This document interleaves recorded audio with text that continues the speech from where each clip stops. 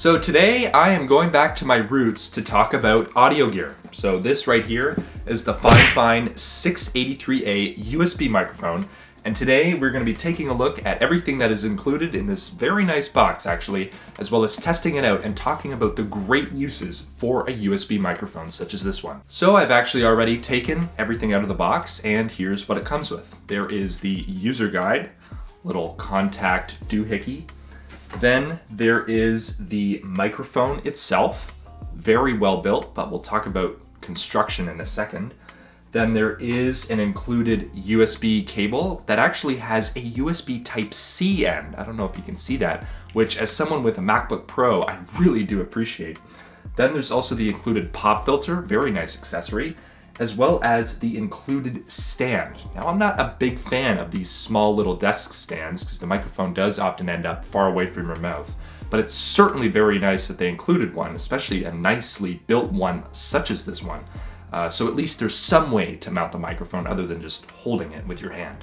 Almost forgot to mention the last thing included is a little screw adapter for this mounting piece on the microphone, so you can attach it to a standard boom arm such as this one over here that I have, and I will be testing that out as well in a moment. So as I mentioned just a moment ago, I am going to talk about the construction of this microphone because my initial impressions are actually very strong. So for a microphone that costs what this one does, in Canada it's about $60 to $65, this thing is hefty. Like, there is a metal construction going on here. The grill on the microphone is extremely sturdy, and the dials and buttons on it are actually really nice to use. So here is kind of the gain or volume knob right here. So that guy's working quite well. Then there's the mute switch, or not switch, but button. So that's really interesting. And of course on the back, there's also a 3.5 millimeter headphone monitoring port, which I will be testing out momentarily, but this thing has a lot of weight to it and I really like that. And the pop filter too is actually really nice. It's hard metal.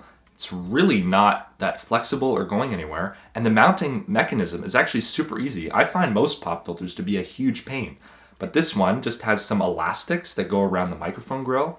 So you literally can just stretch it over top and then kind of adjust it into place like so.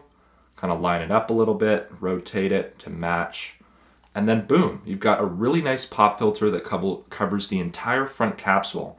And it should be pretty good at blocking out plosives, but of course we will be testing that. Then, as I mentioned, the included stand is actually pretty hefty as well. Now, I won't be using it for any of my testing because for sound quality purposes and for testing purposes, I think it's going to be really key to have the microphone much closer to my mouth, just so you can get a sense of what it's like under ideal conditions.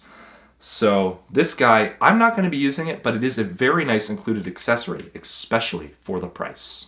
Now what I'm going to do is just test out it fitting on a boom arm. So this piece should just screw into here, and then there is little slots so you can use like a wide screwdriver bit or like a coin or something to get it out, which is good in case you do need to put it on that smaller stand for any reason, say you're traveling. That's one thing about USB microphones that I really do like, is that they don't need anything else. Like, I've got an XLR microphone kind of back here, maybe they'll be able to see it, but I've got that. There's a super long cable running into a mixer board, which is plugged into the wall, which is plugged into, monitoring headphones, which is then plugged into my laptop. It's very cumbersome, and there's a lot of gear involved in that. Whereas USB microphones, you need the microphone, something to, put it on, or you can just hold it, and a cable. That's pretty much it, which is why I really do like USB microphones, even though I don't own one at the moment until now. So if we get this going here, this should tighten quite nicely. If I just kind of tighten this thing.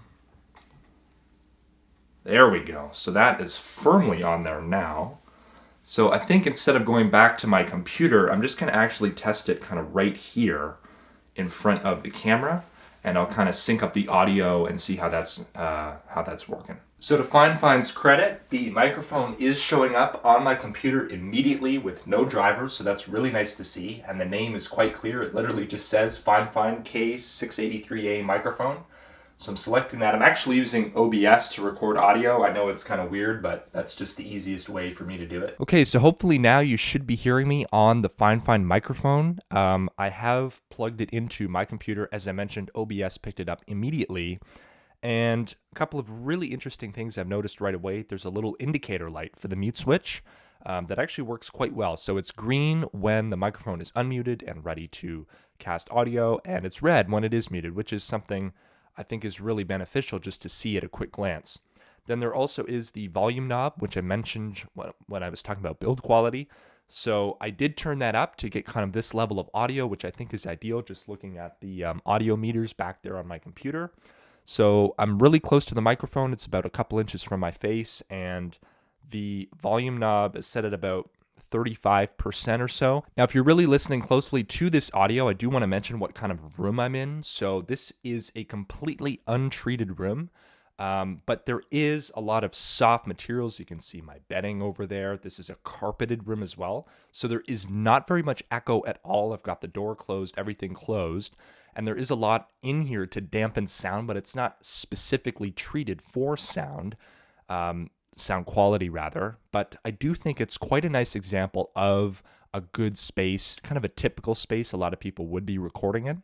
So now I'm going to go through a bunch of test scenarios with this microphone and just kind of see what it sounds like under different scenarios and with me different distances away from it, etc. So this is where you might want to grab a really good pair of headphones to kind of just listen in, see what you think about the audio, see if it sounds good to you, and hopefully it'll sound good. So let's start that right now. Actually, scratch that. Before we do, I'm just going to take a gander at the audio monitoring feature.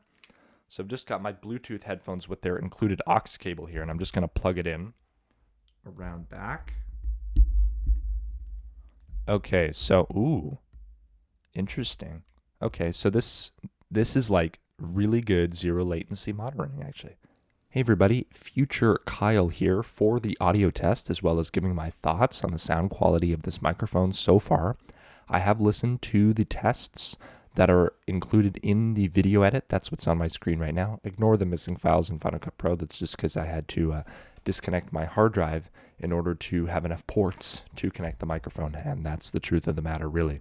So I have been listening to the microphone while I've been editing. These couple of clips down here are actually the microphone clips for the video. Those are the parts where I was still on the main camera in the A-roll set, but I was recording on the FIFINE K683A microphone. And my thoughts are actually really positive. So I have been listening on a couple of different pairs of headphones. I've got these guys, which I mainly use. And then I still do have a pair of Sennheiser headphones lying around that I did also try out just because they're more balanced in terms of the soundstage. And my thoughts on the audio are actually that it's really good. So certainly for the price, it's excellent, but it's very clear. And the volume adjustment worked really well when I tested that. And the audio was just easy to listen to. You know what I mean? Like, I'm no audiophile. Certainly, I do love audio products, and audio products were the first kind of tech category that I was interested in, but certainly not an audiophile. I don't have as discerning ears as many other listeners out there may have. So if you see or hear something that I don't, certainly leave a comment below. But I thought the audio was really clear, really easy to listen to, and really easy to manipulate as well. The audio clips that are in the video are completely unedited, including this one, so you can get kind of the full picture and kind of see for yourself how the audio looks like raw.